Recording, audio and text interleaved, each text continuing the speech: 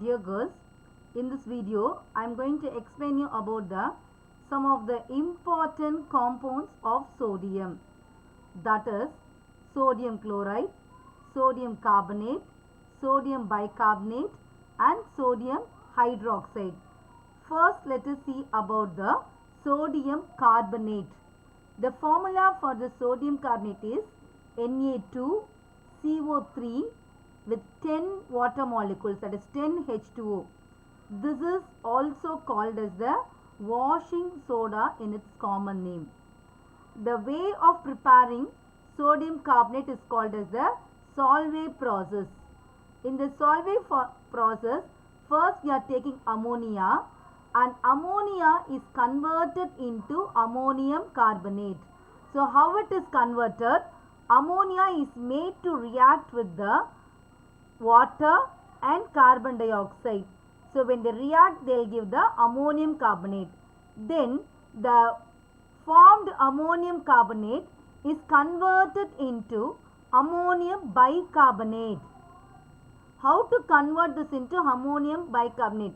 Again the same process, that is we have to add the water and the carbon dioxide in sodium chloride solution. So that we will be getting ammonium bicarbonate. So the formula for ammonium bicarbonate is NH4 HCO3, that is HCO3 is called as a bicarbonate and its valency is 1. Ammonia valency is also 1. So when we cross multiply we will be getting NH4 HCO3. Same time when you take the ammonium carbonate, the carbonate valency is 2 and ammonium valency is 1. So when you cross multiply you will be getting NH4 twice and CO3. So this formed ammonium bicarbonate is made to react with the sodium chloride. When it reacts with the sodium chloride, the sodium replaces the ammonia, so that we will get sodium bicarbonate and the ammonium chloride. When you take the sodium bicarbonate, its solubility is very poor, so it gets precipitated. So this sodium bicarbonate which is precipitated is separated, and then when it is heated it will give sodium carbonate along with carbon dioxide and water. So this ammonia uses process can be recovered by treating the resultant ammonium chloride with the calcium hydroxide solution.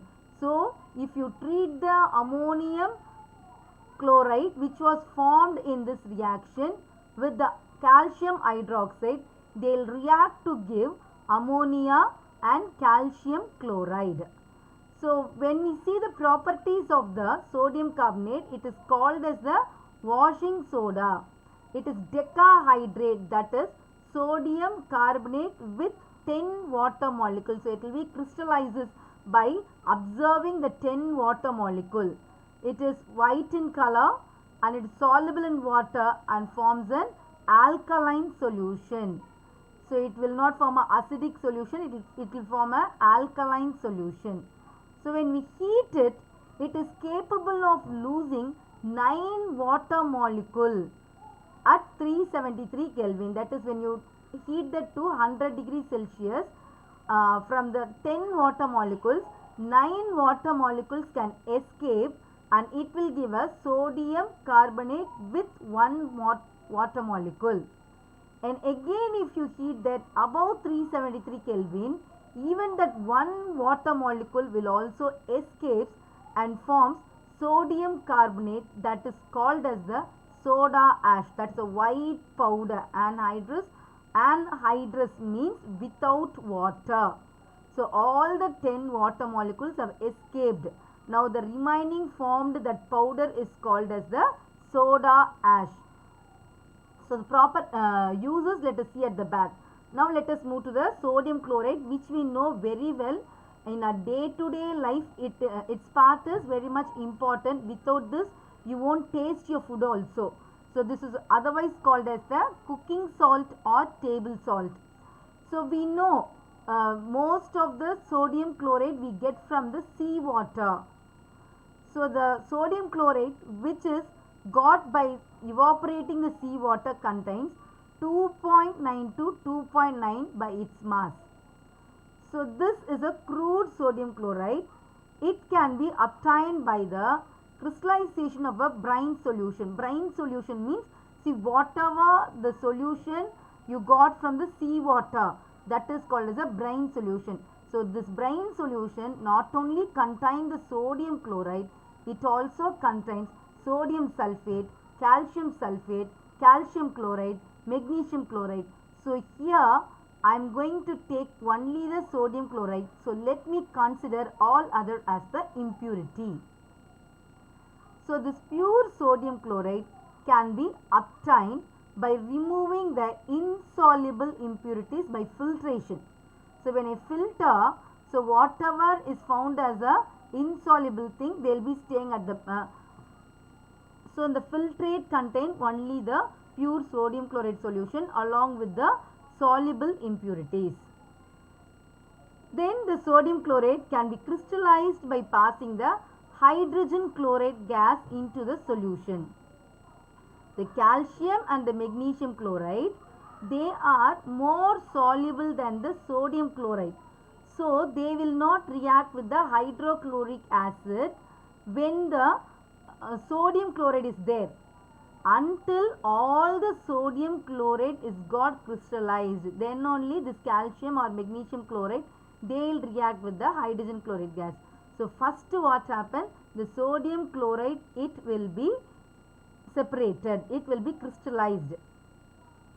So when you see the physical property of the sodium chloride, it melts at 1081 Kelvin and its solubility is 36 grams in 100 gram of water at 273 Kelvin. What it means, at 0 degree Celsius, the 100 grams of water can dissolve the 36 grams of sodium chloride.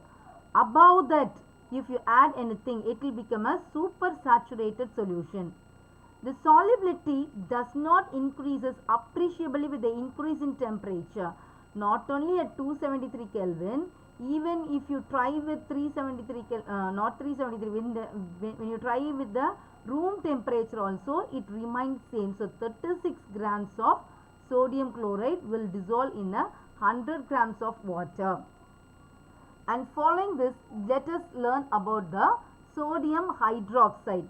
The sodium hydroxide is prepared from the Kastner-Kellner cell. This Kastner-Kellner cell is a method of a electrolytic method. So here we are taking a brine solution and we are electrolysis that.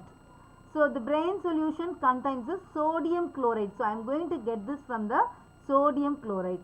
So here we are taking the cathode mercury as the cathode and carbon as the anode, and the electrolyte we take the brine solution of sodium chloride. So what happens at the cathode? At the cathode, the sodium ion will take the one electron and this will give the sodium. Because the cathode is the mercury, along with mercury, the sodium will be given out as the amalgam. What is amalgam? Any metals or the alloys of mercury. Shortly speaking, the alloy of mercury is called as the amalgam. So the sodium formed will be combining with the amalgam. When you take the anode side, the chloride is there. So the chloride will combine with the another chloride, liberating the electron, forms the chlorine gas. So the chlorine gas will be escaped at the anode. So overall, when you see the reaction, the sodium in the form of amalgam, which is formed at the cathode, that will react with the water molecule, and this will give sodium hydroxide, and the mercury, the cathode, will be given out along with the hydrogen gas. So this, let us see the properties of the sodium hydroxide. The sodium hydroxide is a white, translucent and deliquescent solid. Just if you keep that out, Very soon this will become a liquid, and you already learned about transparent, opaque and translucent. Transparent means both the light will be passed both the sides. Opaque, it will not pass the light, and translucent means one side it will pass the light. So this is a translucent deliquescent solid that will dissolve in the water to give a strong alkaline solution, and the sodium hydroxide melts at 591 Kelvin, and the sodium hydroxide solution at the surface reacts with the carbon dioxide. It will form a sodium carbonate very easily. Following this, let us see the sodium bicarbonate. So sodium bicarbonate, it is otherwise called as commonly baking soda, since we use this in a baking process. So it's chemically called as sodium bicarbonate or sodium hydrogen carbonate.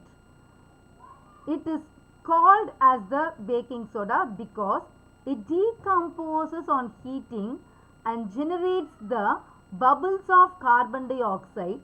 These bubbles of carbon dioxide leaves the holes in the cakes and the pastries and make them light and fluffy. That's why we call this as a baking soda. So this compound is prepared by saturating a solution of sodium carbonate with carbon dioxide.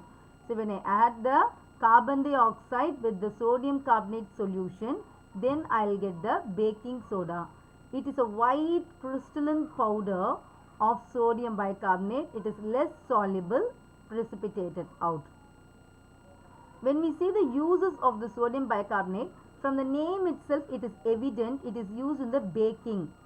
So it is used as an ingredient in baking, and it is also used as a mild antiseptic for the skin infections, and also used in the fire extinguishers to give out the carbon dioxide. And the uses of sodium carbonate, it is called as the washing soda. So it is mainly used in the laundry purpose, and it is also used in the water treatment to convert the hard water to soft water, which we have already seen in the hydrogen lesson in the topic hardness of water. So it is used in the manufacturing of glass, paper, paints, etc. When you see the use of sodium chloride, many compounds such as the sodium hydroxide, sodium carbonate, ethanol, we prepare with the sodium chloride, and the main thing is we use that as a common salt or table salt for the kitchen purpose or domestic purpose, or for your stomach, anything you can take for taste. Then uses of sodium hydroxide. The sodium hydroxide is used in the purification of bauxite ore. So in the bauxite is the ore of aluminium. What is ore? We'll be learning what is ore detailedly in the next year, and in the petrol refining. It is used in the textile industries for mercerizing the cotton fabrics, and it is also used in the manufacture of soap, papers and the artificial skins. And now let us move to the what is the biological importance of the sodium and potassium. The sodium and potassium are used in our own body as well as in some biological process. So what are they? The monovalent sodium and potassium ions are found in large proportion in the biological fluids. So these ions performs the important biological functions such as the maintenance of ion balance and nerve impulse conduction. If you take a 70 kg man, the 70 kg man body contains 90 gram of sodium and 170 gram of potassium. Same time, you know, our body contains the iron in the form of a hemoglobin.